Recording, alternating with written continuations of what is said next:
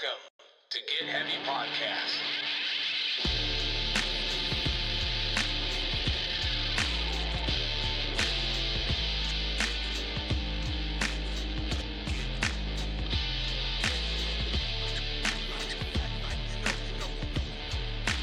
With your host, Craig Kasamis and Big J Curran.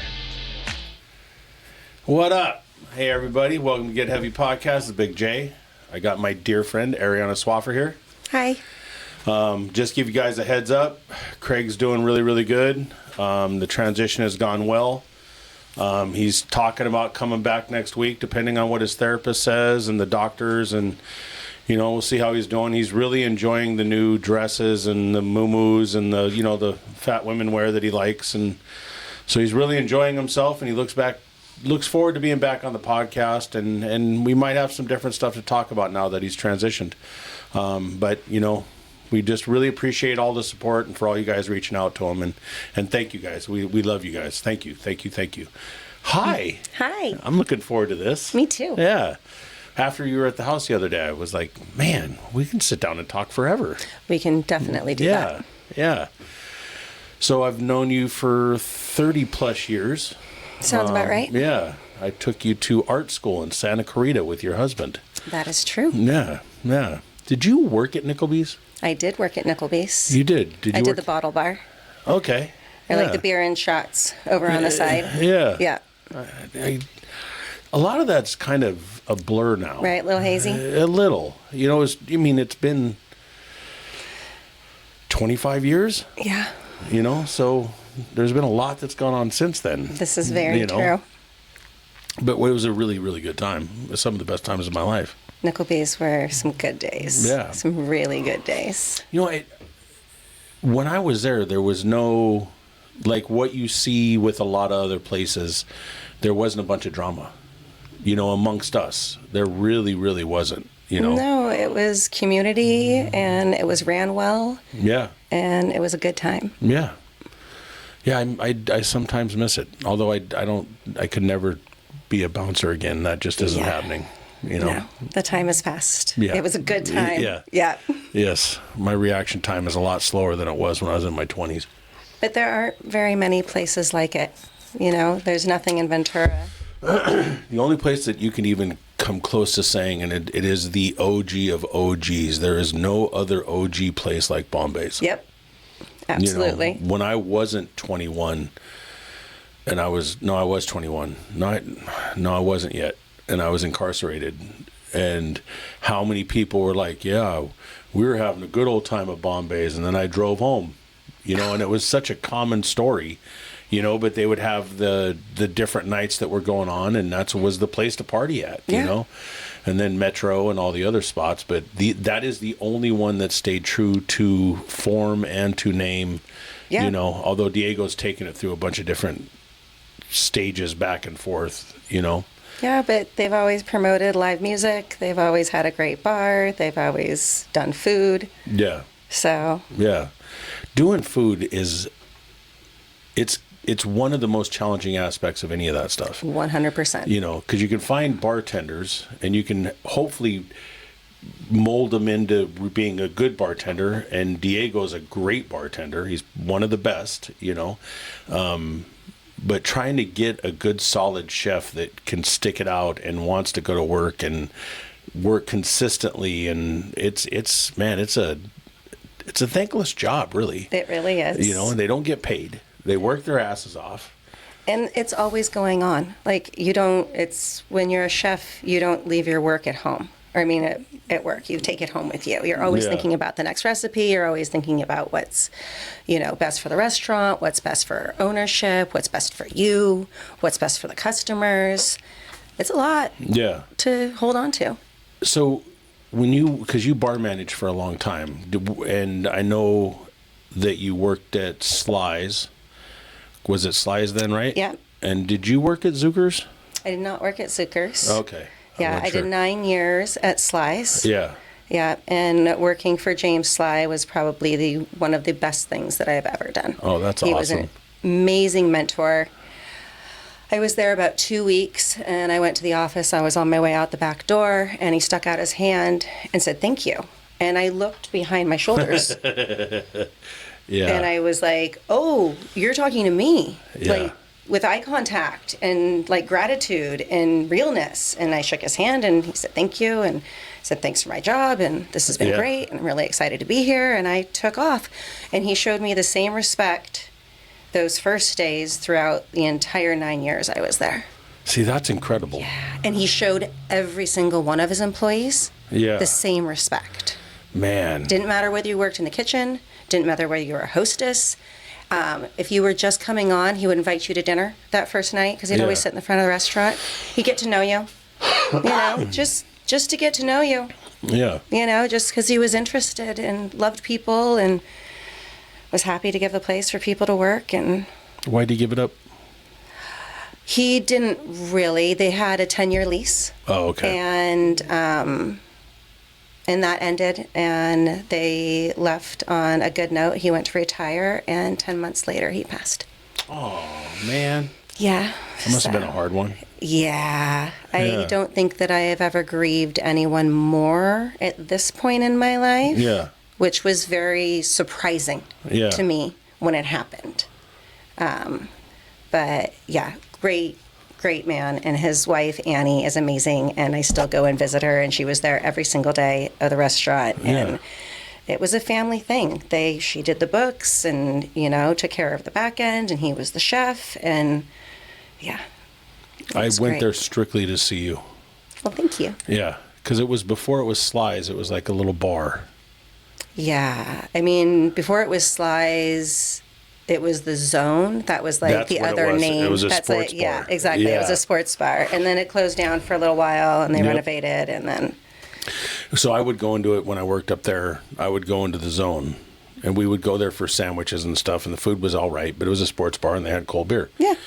And then after it closed and reopened as Sly's, I stopped by there to see what it was about, and you were there. And then I would just be like, "Oh shit, let me go see Yeah. if he's working." Come by and visit. Yes, come by and visit, have a cocktail, of course, and Yes. then go They had cruise. great cocktails. They really did. They had everything was squeezed fresh, and all the recipes were researched to like the absolute traditional, like first recipe that we could find. Yeah. And we just did things very simply and very well. It's good. I think that a lot of places are getting caught up in including our own spot, get away from the complex and get a little bit more back into the simplistic stuff. Yeah. Make a good martini, make a good Cosmo, and don't get carried away with everything. And know your martinis. A martini has vermouth. A splash of vermouth. in and out. Yeah. In and out. If you want it wet, there's a little bit more. Yeah. If you want it dry, there really shouldn't be much in there at Yeah. all. But if you want straight vodka, just ask for it straight up, and we won't put anything in it. Yeah. I like when I do a martini, I like to put a splash of the vermouth in there, and then you kind of swirl it around in the cup, and you just kind of make sure there's not excess. Yeah. And then put the ice in and let it just kind of do its thing. Yeah, I like to swirl it around and throw it on the floor. Yeah, exactly. Yeah, exactly. And it makes a great martini. Yeah. I have gotten to where I like them a little bit more dirtier than I did. Are you vodka or gin? Depends on the bar. Right. Oh, sure. You know, if I look over and I see that they have a really good gin selection, it's gin every time. Yeah. But they got to have a good gin selection. Agreed. Vodka is a neutral spirit, so it doesn't, Yeah, my thing's the vermouth. They have to have a good vermouth. Yeah. Yeah. And that's not very common. No, Yeah. it is not. Yeah. I don't know what we have. I'm guessing it's not very good. Yeah, what is it, Antica? Has two names. Is all right, is good. And the Dolan for white is usually, they're at least mid-range on their way up. So I know you don't do that much anymore. How much do you miss it? I don't. Not at all. Well, I still keep my hand in. I bartend every other Sunday at the bench What am I warmer. thinking? So, but I don't work in restaurants anymore. So Yeah. I guess in that aspect, it's so hard. I miss the food. Yeah. I miss the food. I miss being fed. I Yeah. really, really, really miss being fed. For ever since I was 16 years old, I have worked in a restaurant 4 days a week, and they fed me 1 to 2 meals plus whatever came home. Yeah. So, yeah, it really was a learning curve on trying to get the meal planning and eating thing under control. Yeah. Still working on it. Yeah, I'm obviously not good at the control aspect of eating. Wow. Yeah. So yeah. So then what did you end up doing after Slice? So after Slice, I took some time and collected my unemployment. Took a minute to reassess kind of what I wanted to do. Watched a lot of restaurants kind of opening and doing things, and ooh, this is going to get fun. And I watched Finney's start to open. Yeah. And decided that that would be a good place for me to work. It'd be a new place. It'd be good money. And so I waited and kind of stalked them and had my interview. And it was the first time that I was able to go into an interview, know my value, and say, I can work, I can work the weekends. I can work Saturday and Sunday, and that's it. I've got a kid. He's always going to be my priority. And these are the hours I can work. This is my resume. You can ask anybody. And they went for it. See, I didn't know you worked at Finney's. Oh, yeah. But how did you like working for a corporation? I mean, that is... So when Finney's started, it was only 3 stores. So Okay. Ventura had just opened. They had the one in Westlake. Yeah. They had Santa Barbara. Okay. And then they opened up Ventura. Yeah. And they were on their way to opening up SLO next. And when I first went in there, they had like a sheet of like kind of like morals and ethics, like Okay. community first, Yeah. and I thought that they were so great that I kind of switched up the words and put like family in there and put some other words because I thought they were great values. That's what I was trying to get at. And so I worked for them for 5 years, almost 6 years. Yeah. And mostly weekends. And over time, management changed. Things happened. I asked for more shifts. Those weren't really available. And eventually they let me go. They fired me. Now, was that because it just became more corporate? Because I'm assuming that it became way more corporate because they've opened up quite a few stores. Yes. I mean, by the time I left, they had opened up 9 stores. Yeah. So Well, then that they morals didn't and have values much of tends to go away. exactly. And they didn't have much of an HR department going on. So they tried. They tried, to communicate and things, but yes, eventually I was taken into the office and was told, we must part ways. We no longer have shifts for you. Oh, wow. And I said, what? And they said, we must part ways. We no longer have shifts for you. This is all they said to me. They just kept repeating it. And I was like, oh, you're firing me right now. Wow. Okay. And I kind of thought about it. I was like, what did I do? I was like, I didn't do anything wrong. I haven't done anything wrong. And they're like, we must part ways. We no longer have shifts for you. And I was like, oh, you don't appreciate a 46-year-old woman who's opinionated, who stands up for themselves and teaches other staff members to stand up for themselves. I understand. Well, if you don't want an employee like that, then you're absolutely right. This is no longer the place for me. So, peace out. Thank you very much. And then about 3 weeks before that, because me and the manager we were on and off, as hot and cold. And I had called the owner of the Benchwarmer, who was a longtime friend, known him almost as long as you, and I've never asked for a favor in the industry.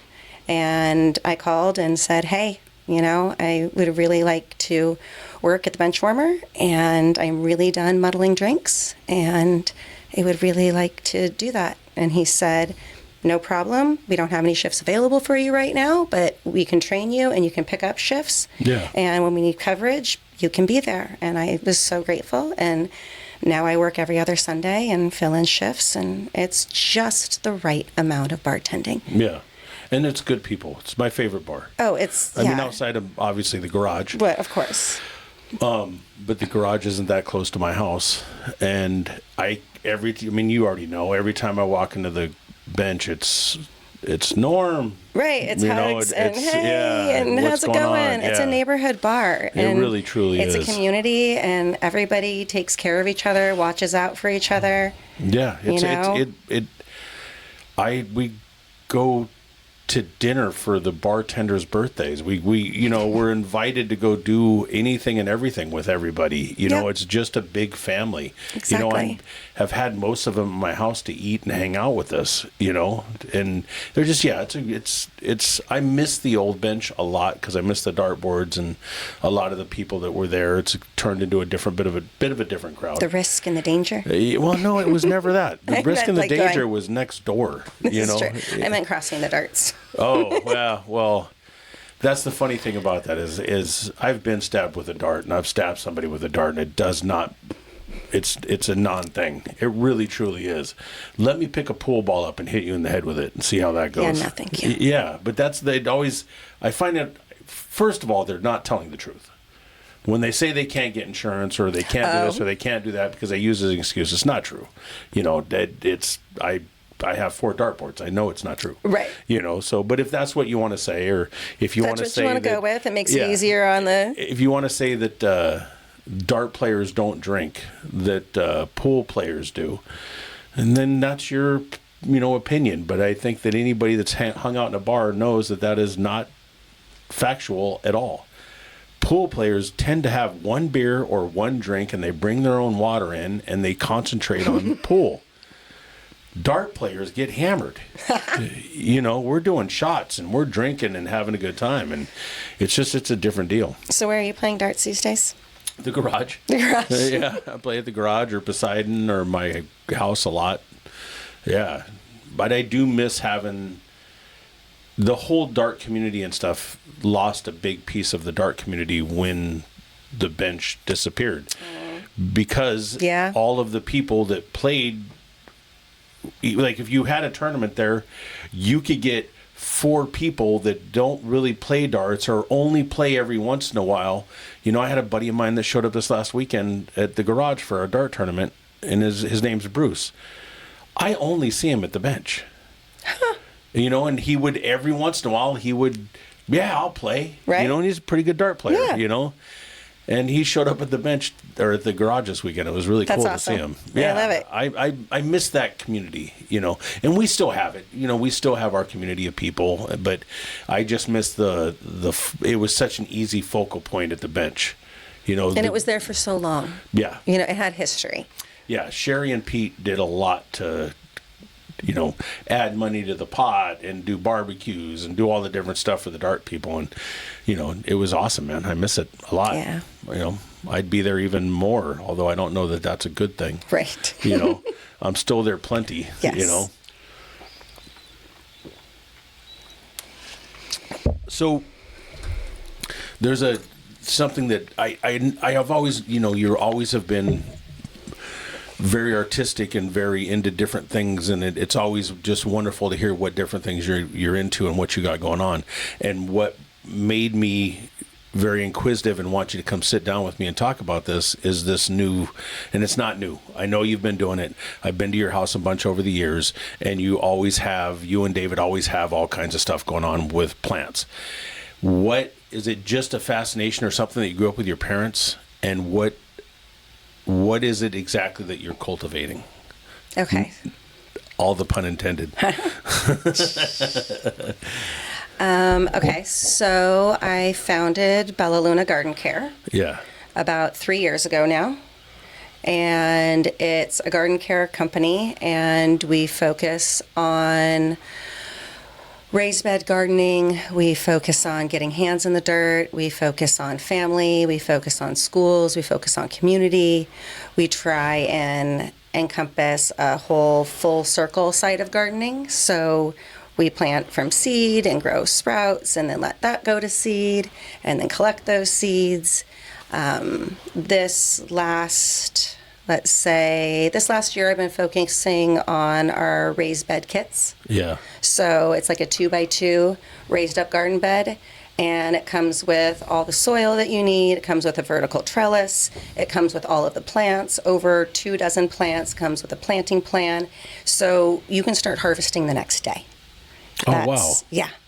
How do you harvest the next day? Well, if you're planting sprouts like lettuce and things like that, Yeah. and let's say marigolds or chamomile or thyme or oregano or any type of herb, Yeah. you plant those. Most of the time they're already overgrown and you need to concentrate on giving back to the roots. So if you clip what's on top, concentrates on what needs to go back to the roots, you get your first harvest. And the next day you have more lettuce growing, you have more flowers growing, you have your more herbs growing. Yeah. Yeah. So is this primarily self-taught, or did you start doing classes and stuff? Okay, so my mom and my husband's mom are both gardeners. Yes. Yes. So my husband has grown up gardening as well. Yeah. So as a couple, we've gardened over the last 20 years. Yeah. I would say. Same as her husband was one of my best friends for years, and I worked for his dad, and his mom worked with us at Nickleby's, and actually so did his dad. And so they've been my family forever, and I would go see him on Father's Day and Mother's Day, and it's been a long time, but I always loved going to their house because of, like, there's certain times when you can walk into that backyard and it looks like there's no method to it when you look at it, when you walk back there, but you get that smell and that fresh air feeling that you get when you walk into a beautifully planted yard. And then when you would walk back to like where the back room was, or you walked into the back where the back pond was, or whatever it was, as you're walking the trails of the backyard, it was obviously not just some unplanned, overgrown mess. No, they did a really good job manicuring it, and it had so many renditions over the years. Oh, so many different plantings. You know, when it first started out, I was just talking to them today. We stopped by, and there were 12 fruit trees in the back. Yeah. When they first started, you know, and over the time they've needed different things out of their yard, so it's changed over the time, you know, which is kind of what gardening is about. You know, is going with whatever kind of comes next. It is amazing how it forms, you know, and I don't know nothing about it, man. There was no, I can't keep the plants alive in my house. That's okay. And there's We're going to two build of a garden over at your house next. No, I know. I'm looking forward to it. Yeah, it's going to be good. Salsa garden. Yep. Yeah. And my Absolutely. brother has gotten into it, which I find insanely fascinating. But he just picked a whole bunch of green beans and pickled them, and now we have green beans at the bar for our Bloody Marys. And it's so satisfying. Growing your own food is so satisfying. Like, it's like the ultimate self-care. Like, you get to go, like, it gives you everything. You get, like, the satisfaction of watching things grow. You get to harvest things. It's like getting little presents every day. Yeah. The peace that you get and the excuse that you have to go out there and tend to it is like a great combo. You're like, oh, I have to go do this thing. And then you get out there and you're like, oh, this is so great. You start watering, and then you're like, oh, look it. I should pick these. Okay, well, I guess I'll pick. Oh, I need to tie up these tomatoes. I'll tie up these tomatoes. All of a sudden, your bad mood is gone. Your garden is trellised, and you've picked up your harvest for whatever little bits you can put in your salad for the day. And there's nothing better than the tomatoes. Yes. To me, there's not another vegetable you can pick out of your garden that's going to have more of a flavor difference than a tomato does, from a store-bought tomato to a fresh, real tomato. Absolutely. Yes. You know, the difference between the two, it's not the same thing. They're kind of uncomparable. Yeah. At this point. And there's so many different kinds of tomatoes. So many different kinds of tomatoes. They have super, super dark tomatoes called like Midnights. And then they have like the green stripe ones. And they have the heirloom ones, the purple Cherokees. I really like those. And then the cherry 100s that look like huge grapevines that come down. Oh, gorgeous. I just like them on BLTs and homemade marinara sauce, where you actually slowly cook down the tomatoes and the garlic and slowly take your time to make the sauce. And it's so damn good, man. It is so incredible. So your mom and your family kind of got you into it. Yes. So I mean, you have to take into consideration I left home at 16. Yeah. So there wasn't a whole lot of time, but we did have chickens when I was a kid. Yeah. And I do remember the garden. I also went to a school that promoted a lot of outdoor education and, real food. So that helped a lot. That was Oak Grove. Okay. I didn't know Oak Grove had been around. Oak Grove just had long. its 50th birthday, just like the bench. Yeah. Oh, wow. Yeah, they're both 50. Yeah. Both the places I work at are 50 years old now. And the guy that started Oak Grove is Christian Murdy. Yeah, and he was kind of a Middle Eastern fella, correct? That is correct. He was from India, and so not really quite Middle East, but he was from India, and he was thought to have, how would I say?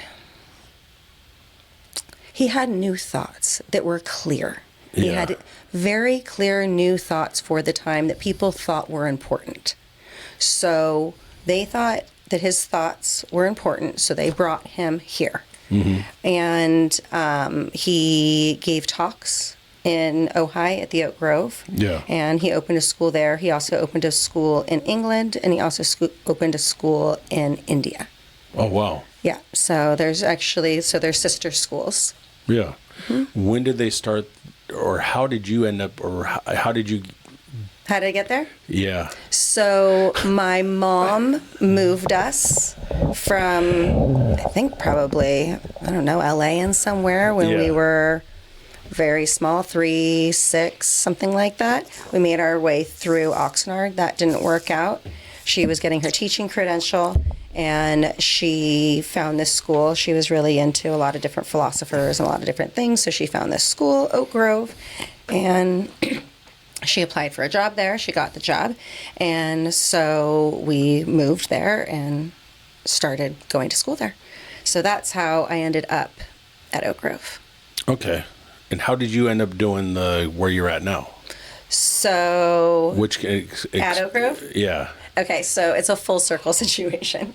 So my mom taught at Oak Grove. She was the preschool kindergarten teacher.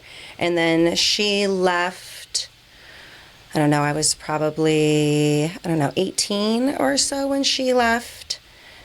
And then 2 years ago, they offered summer camps. And I have a son, and I thought it would be really interesting to see if he wanted to check out Oak Grove. And so I brought him up there to go to a pastry camp, and it was great. And I went to go check out the garden, since I grew up in that garden and was very interested.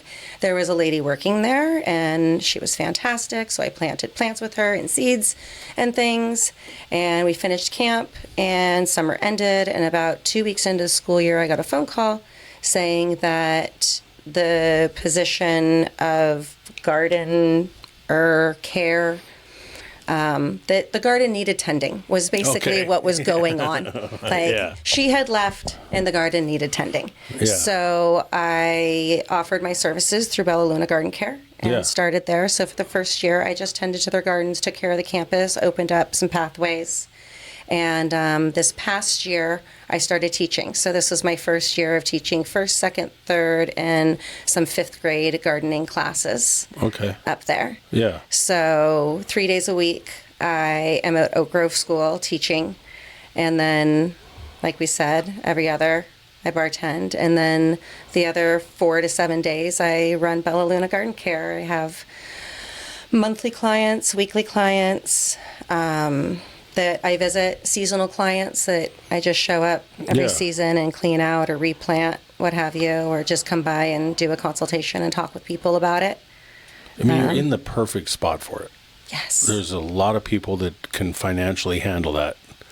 Yes, I hope I find them. Yeah, well, I remember, was it your was it your landlord that used to come by the house that Yes, he is also a gardener / landscape architect. Yeah, and he was big into it as well. Yes, he still is. Yeah. He does an amazing job. He still, if I need pots or information, he's really good with a lot of different plants. He is a landscape architect as well as a gardener. Okay. So, and has been doing it for so long. There is a difference, I believe, between a gardener and a landscape architect. A landscape architect, people get them confused.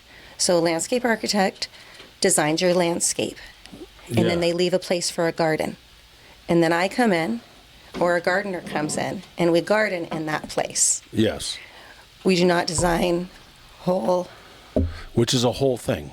Right. My work has recently, and it had nothing to do with us. They brought in a landscape company that they designed, and we had to go through and get it approved and do all this and stuff. I love them.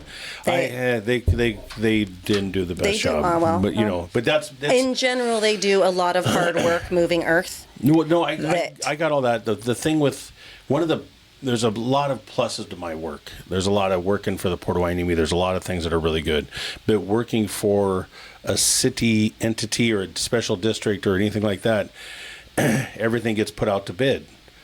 So it becomes not who's going to do the best job, it's who's going to do the least expensive job. That's too so bad. Then things get bypassed. Like they put in all water tolerant plants and all this different stuff, and they did a great job on that, but they didn't really put anything over the dirt before they put the rocks to kind of help with weed abatement. And so now our landscapers have to go through, and it's all gravel, so they kind of got to hand pick all the stuff out all the time, and it's quite a bit of stuff. And it's been, one of the guys that sometimes people don't work very hard, and stuff gets out of hand. And so now there's other people that are trying to catch up and do stuff where they could have done some stuff to keep it a little bit more maintainable. Yes. So I find it interesting that it's a metaphor, it's an analogy for kind of the way our world kind of works. Pull this up a little bit closer. So maybe it is or maybe it's not. But we've spent so much time just slapping stuff over or doing things cheaply or just doing it fast or doing it what's least expensive. And it's cost us so much in the long run. Yeah. Instead of doing something that's sustainable, or like if there's going to be a bunch of weeds that grow there and they're going to grow through the gravel, maybe we should have gone with a ground cover of some sort, some type of native ground cover, or, some permaculture where we have some different layers, so that the ground can rehabilitate. So we get some shade in some spots and maybe some pools of moisture or something like that. But the world hasn't been working on this whole doing things for what's best. We do for what's fast. And this is like doing the sustainable ranching and sustainable farming. Exactly. There's a way to do it so we can keep our soil fresh, and it kind of all goes hand in hand. But it's going to take time. It takes like years to rehabilitate some of these farms and some of this depleted soil. And these farmers need to be somehow, are they supposed to switch careers? Yeah. For 5 years? Well, they'll subsidize people that will pay them to subsidize them. So they'll subsidize the big people, but they won't help take care of the small farmers and ranchers. Right. However that looks. What matters is the fact that whether they're big or small, it is hard without the support to make that change. Yeah. That needs to be important. Well, it's like I would love to be able to buy all of my meat and go to the farmer's market every week and buy my fruits and vegetables from the farmer's market. Right. And while I'm there, let me get my meat from this guy that has this meat that just came directly from his ranch. Right. But that's not the way it works so yet. Costly. Oh, it is. It's insane. But that's not the way it works. Like, that is trying to fix a problem. Here's my other concept, which isn't mine. It's bigger than that. But So that's trying to fix a problem. Like, oh, we need fresh meat that doesn't have hormones and all kinds of whatever inside of it. Yeah. And we need it. So here is that option that is excessively priced for you to have because we have fixed your problem. No, we need to start imagining what the most beautiful thing is. Like, okay, so let's share a cow. So let's get ourselves a cow or whatever, and then break it down between 4 families. And, you know, we hold on to it for, I mean, my mom's done this before out in her community. Like, it's doable. Yeah. But more so, it's imagining what is the most beautiful thing and then working our way down just slightly to work our way back up to be like, okay, what are the steps that I need to get to? Instead of trying to work ourselves out of a hole. Like, this is just dumb.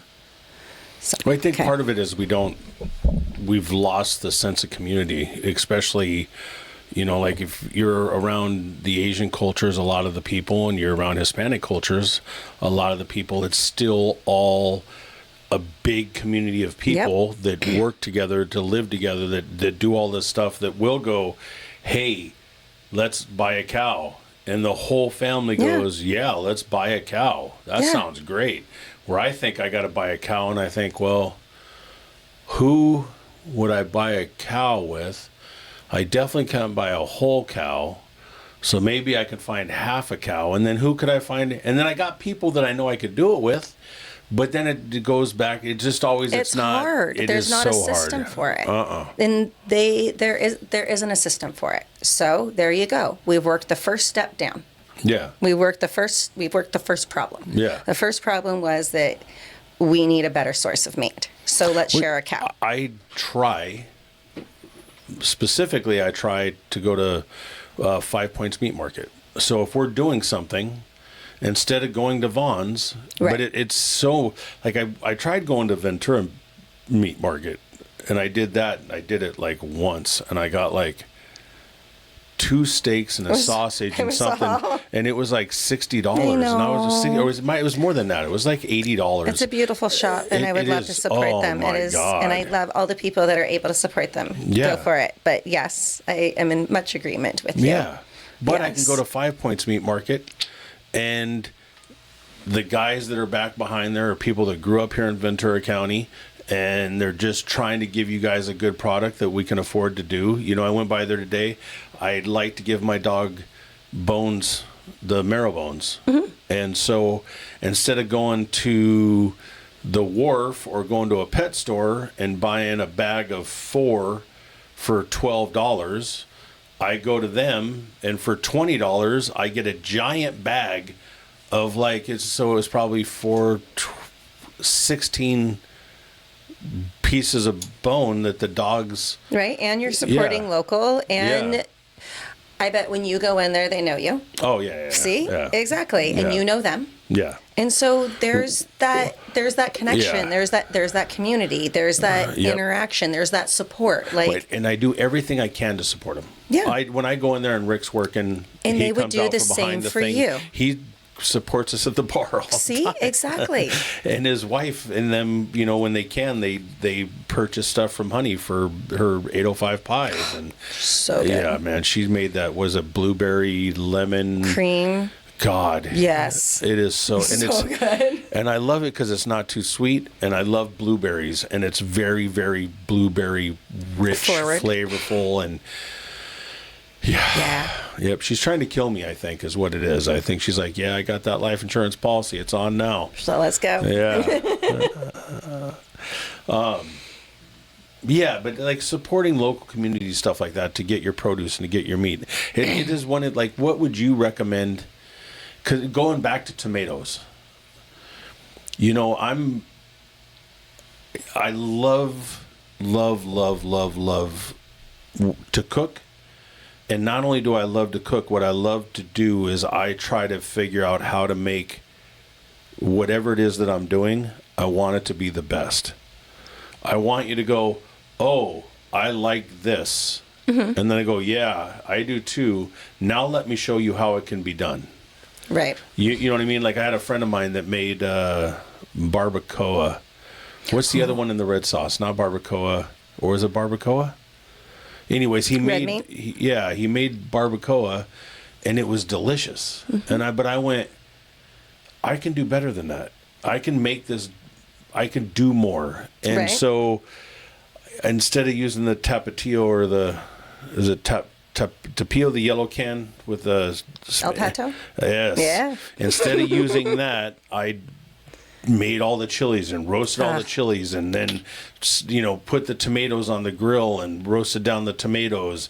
And then I went to the store and I got a bag of bones, and I came back and I made the stock. did the stock for 24 hours. Yeah. And so then I did the stock, and then I did all that, and then I cooked all of that after. I mean, it's like it's Okay, I 4 expect days. way more invitations when the cooking happens. Yeah. I Did just I mention the part about yeah. the restaurants earlier and the food? We'll work out the veggies and the.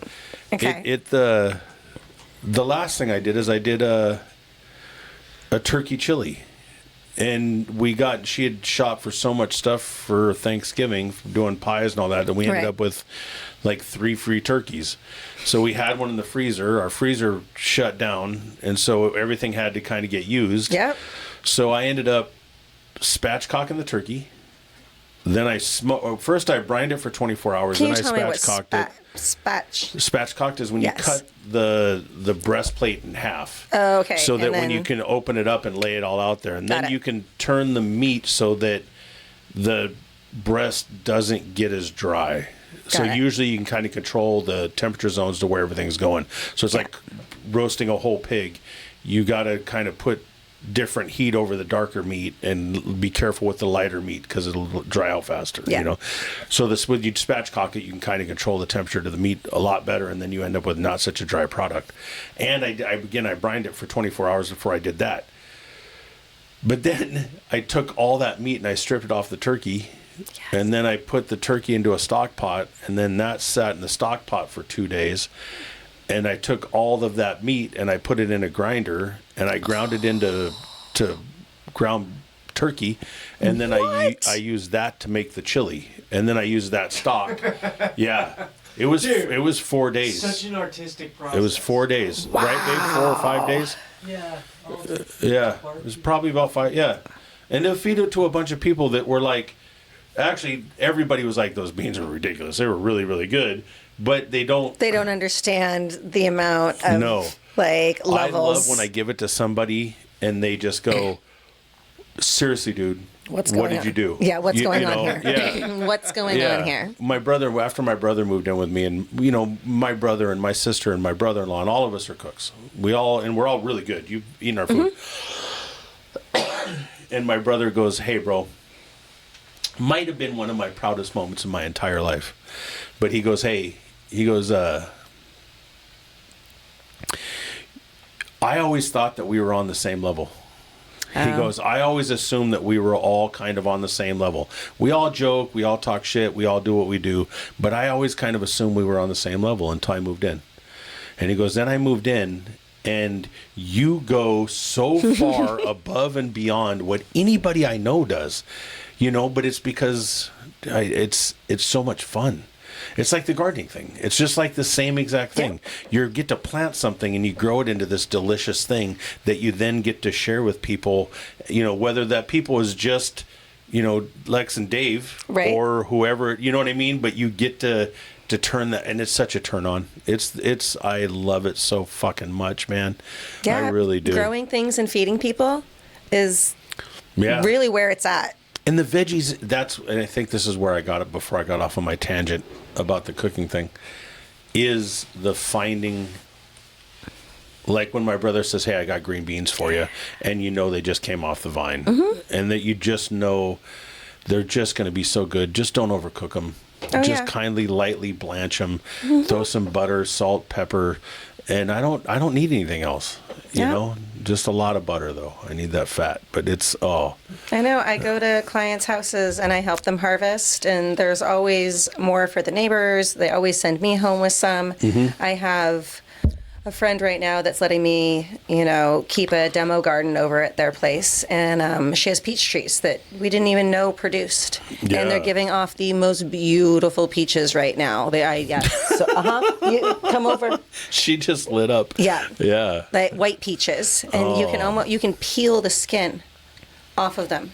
And then you eat them like a peeled grape. Dude. It is so delicate and so divine. And when you bite into it, it's a whole... Oh, yeah. It's the best when you get good, like a really, really, really good piece of fruit or vegetables. And then I delivered them to Nana and Baca today. I was like, I went by the house, and I was like, oh, I got peaches in the back. I'm like, do you like this? Like, here we go, How excited was Pops? Oh, Nana was more excited about it, Nana likes the peaches. Yeah. He doesn't...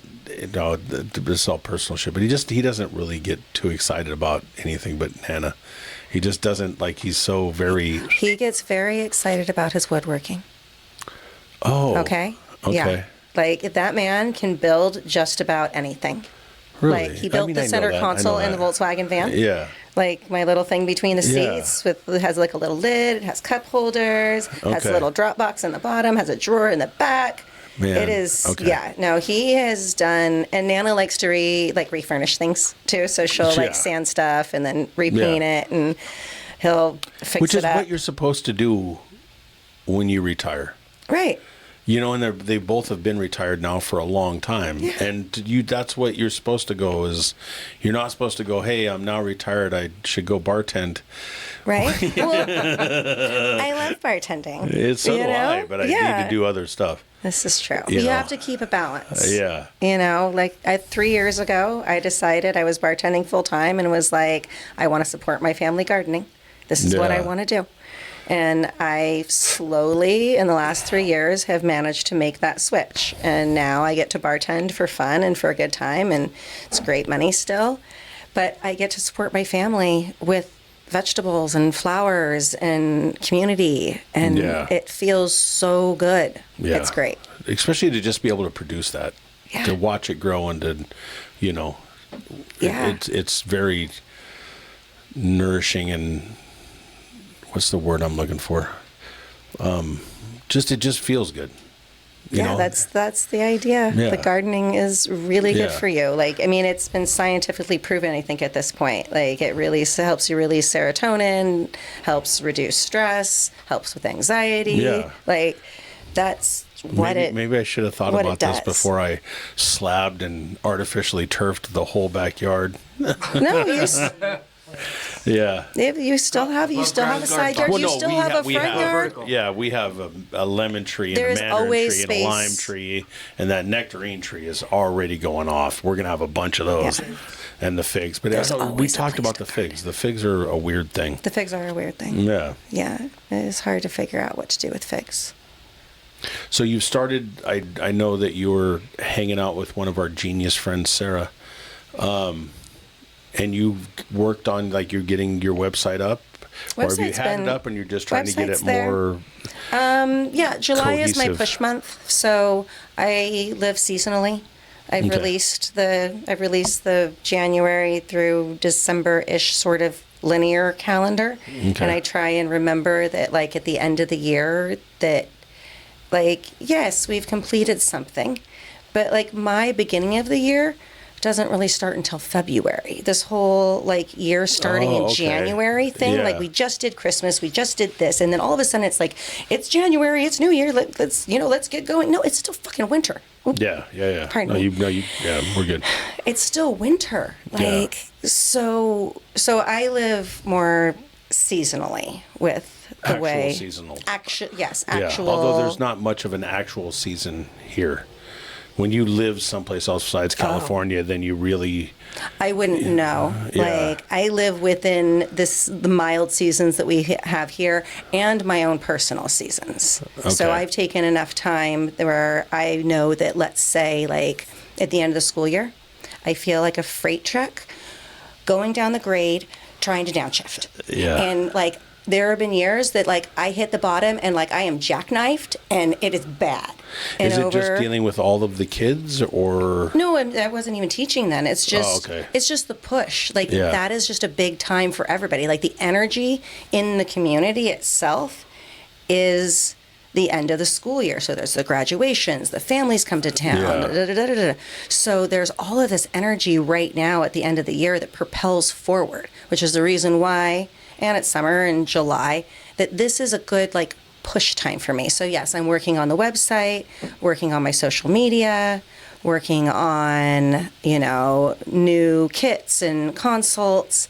So this is, and then come, you know, we'll come into fall and we'll plant fall gardens, and I'll probably spend some time reflecting. I tend to cry a lot in the fall. I grow a lot in the fall. Yeah. Winter shows up and I want to hibernate. I don't want to do anything. I just want to hibernate. I'll still build gardens, but It's I'm a little wild more how much- quiet about it, you know? I don't want to fill the schedule as much. The even here in California where we don't really have a winter, you know, it still is It slows amazing the down. difference. Where Yeah. like I get off work and I'm just like, oh, I'm gonna go home. Well, there's a huge light You know, change. yeah. I mean, And there's a it's- huge everything change. Yeah. Like there's no, you know, you don't wake up to chirping birds and the sun coming through the window and the smells and the Right. you're back to it just being. I mean, I do love it though. It's I love the cold. I love rain Yes. when we have it. I love everything but the Santa I love Anas. every season once it comes up. I'm like, this is my favorite one. Yeah, yeah, okay. And then the next Yeah. one, so I'm like, this is my Yeah. favorite one. Yeah, yeah. I understand that. I think So- spring is pretty close to winter for me. But I think that if people lived more within their own rhythms, like actually paid attention to like what their year looks like when does their year get busy? When does your year slow down? Oh, I've when is never- it when is it good for when is it good for you to go on a family vacation? Just because everybody else goes on a family vacation in summer, that might not be good for you. Maybe you should go on a family vacation in winter. Maybe you're a winter vacation kind of person. I don't. Or maybe you I've just vacation never- in Ventura because you live here and Yeah, you don't need to go anywhere else. It is always just whatever. Like all of a sudden, Mm-hmm. you know, like I just took this last week off.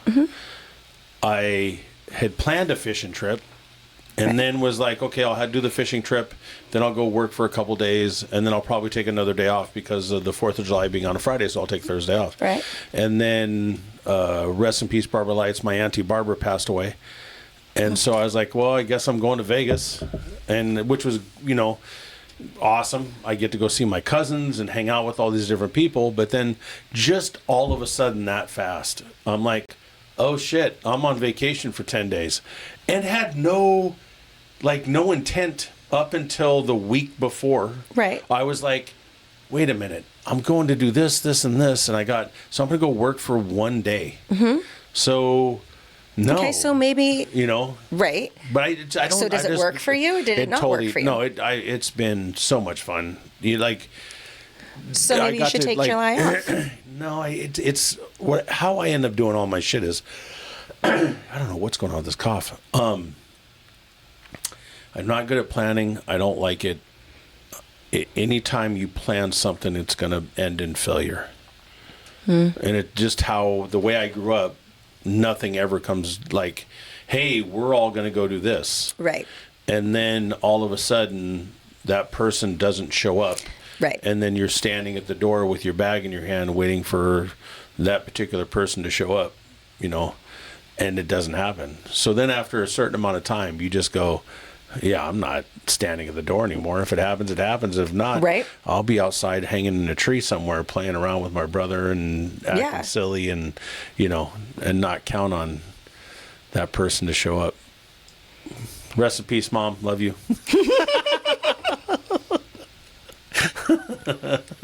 Yeah. But it's hard. It's she has to plan stuff, or I have to like work with her within the plans and then Okay. not cancel shit. Right. So we really haven't been trained as this particular Anglo-Saxon community, let's say, to turn into our community. Over the past however many years and the whole capitalism thing and the whole blah, blah, blah, blah, blah, we've been taught to, and at first I thought about it only as women, but talking to you, it seems to be more of a human thing. So, but we have been taught to turn in, When something goes wrong, we go into our houses, we try and process it ourselves. We don't turn outwards towards our community. We don't reach for support from our friends. We don't go and tell people what has happened with our family and how we need help. Because we have been taught that that is not okay. There's shame in that, and there is so many other things. I don't ask for help. Right, because you were probably never taught that it was okay or taught how to do it. Or even, part of my problem with it is it's hard. I'm exceptionally giving. Yeah. If I can help people, I help people, and I'll help people on the drop of a dime. And I don't have any qualms about it. I don't expect nothing really from it. But then when something does happen or something does come up and you have to reach out and go, hey, I need your help with this, or I need your help with that, and somebody tells me no, I don't just go, oh, okay, let me ask somebody else. I go fuck yourself. You're a garbage human being. I don't know what the fuck is wrong with you. All the shit that I've ever fucking done for you. And now when I ask you for help, you're going to tell me no? Right. Go fuck yourself. And matter of fact, go fuck everybody. I'll just do it myself. And I've done that. I've moved 3 times and moved in entire houses by myself because I won't ask anybody for help. My brother will show up, and there's other people that I know that if I ask them, they're going to show up. Yeah. But I just, we haven't been trained. And to your point is, we don't have that community. Growing up as, when probably my dad's generation, depending, but that was just assumed. When you needed to put up a barn, right? Everybody was like, "Oh, let's go." I guess we're going putting up a barn. Yeah, and then at the end of it, you kill the cow and you have a big barbecue and you feed everybody, and but and you had people to come have play that the music community. even though they're exhausted, and the people, they look forward to the music part. I know, and the that's why they drinking play it while they're exhausted. But they did all the work. They came together. Yeah, and I don't know who they are, but just systems that have been put in place over time have created it so that we don't do that anymore. And that... I think that stems from just going from a country community to the city community. Because when you go into a real, true country environments, it's still... like you still walk into the diner that you go into to have breakfast at 4:00 in the morning before you go work the cows, and you talk to the other ranchers that are around you, and when it comes time to go do these different things, you guys still tend to kind of work together to do it. Right. We just don't do it because we're in we don't have the little tiny community of people. We do. We have the bench. We have us that grew up together, but we don't have that we're it's that we don't know 10 how people in the 50 miles. We haven't figured out a system for it. We haven't figured out how to bring 100 people together on a regular basis, because I have another friend. Well, do you think that maybe this could be because neither one of us really wants to go to church ever for whatever reason? Because I think that churches kind of bring that community together. Right. I just don't really believe in God. I mean... As far as the church goes right now, I don't know where they stand or where I stand. See, but that's where, my wife's mother, my mother-in-law is a Mormon, and their community base is incredible. Yes. And I see a lot of these things where they are community driven. They are doing stuff for each other. They are a little bit more where we tend to not have that correct. That drive to a place of worship. Well, I guess the bench. We don't need, right? The garage. That's the our beach. place of worship. I'm the wrong. Nature. Yeah. Right? Yeah. I always love seeing you camping out of the van. Makes me happy and jealous. Yeah. We Very didn't talk jealous. about the van. Well, let's talk about the van. Right? I fucking love the van. I know, I love the van too. Yeah. So it's late 60s, right? 1973 that's late Volkswagen 60s. bus sportsmobile conversion. Yeah. Yes. And you've had it forever. She was my first car. I've had her Yeah. since I was 16 years old. Yeah. Yeah. Legendary. Yeah. It wasn't. She is my everything. It was parked, I parked love her. for a long time. It There's parked been- through my late 20s and early. It parked through my 30s. Yeah. Basically, Yeah. it parked through my 30s. Yeah, late 20s, early 30s. But it was still in use. You know. Yeah. It was still in use in the backyard. It had morning glory grown over it, and you know. I remember that. It was still a place to stay. Yeah. You know. But yeah, I bought her when I was 16 with my parents and lived out of her in Ventura, Yeah. out of friends' driveways and different Yeah, places. I remember.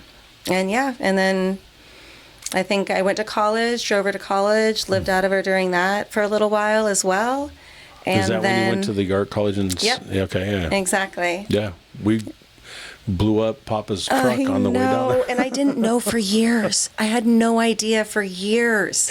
Oh, I had no idea that had happened. Yeah, her husband and I were on our way down to Santa Clara to go either Not bring my stuff husband to you. at the time. No, but yeah, he's husband now. But yeah, we went down there, and I don't remember if we were taking you something. If we No, were just you going were to visit bringing you. me a gigantic desk, Okay, like yeah, one of yeah. those like swing line like Yeah, desks. Yeah. and so we had Papa's car, and when I say Papa, I say Pops. She calls him Baca. Baca. But we blew up his truck. He had a little white, tiny white Ford Thanks, pickup Baca. truck. Yeah, we blew the motor up, and he was not too happy with David. You know. Well, at least the investment was sound. Yeah, Like- and he got over it. He gets over Of everything course, pretty quickly. I know. You know, just gratefully he's not very critical and judgmental of David. Yeah.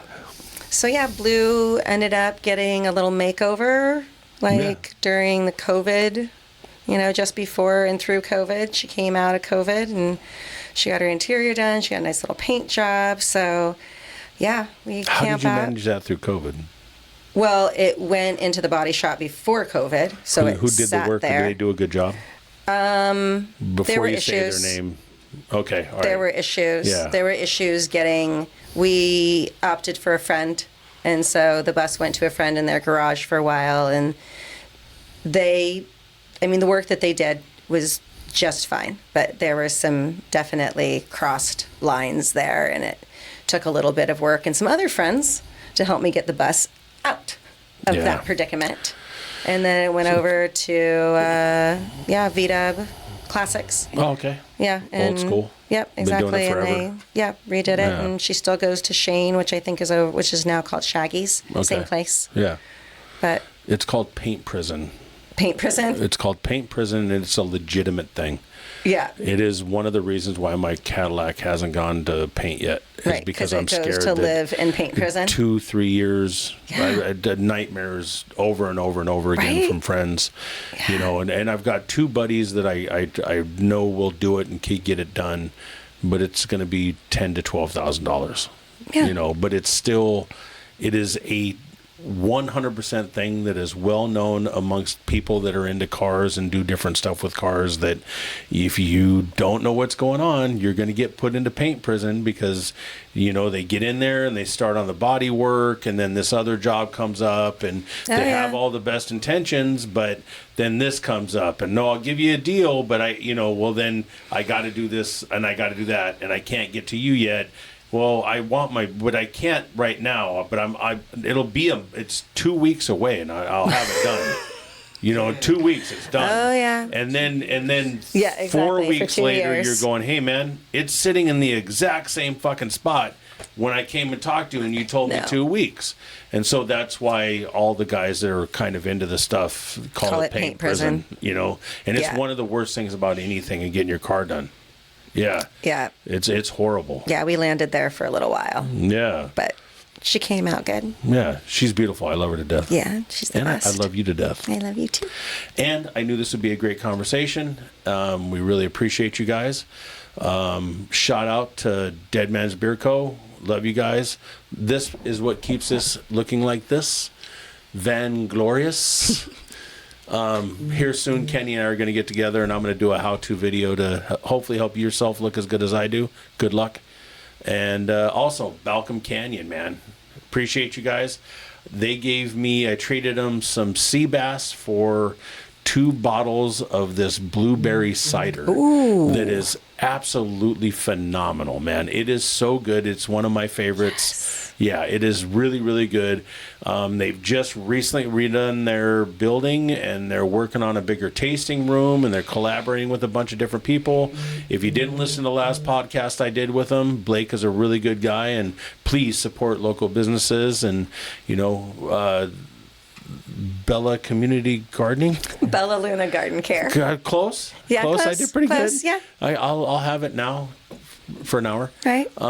But yeah, Bella Luna Garden Care, one of my favorite people. I love her. I'm grateful that I get to spend time and talking to her and get to go see her. If you get a chance, check out her website, check out her Instagram, check out her Facebook. She's always got stuff going on. She's been doing a lot of content out there and showing you different gardening stuff, and it's really, really a good time. Again, like, subscribe, tell your friends. We appreciate you. We love you. I think Craig is going to be back next week with me. I'm really, really hoping. Everything has gone well with his surgeries, and he's gotten a new wardrobe, and he's on estrogen. He didn't really need to go on estrogen, and he has titties. But he's coming back, and I'm really looking forward to it. I miss him a lot. Love you guys. Thank you. See you guys soon. Peace.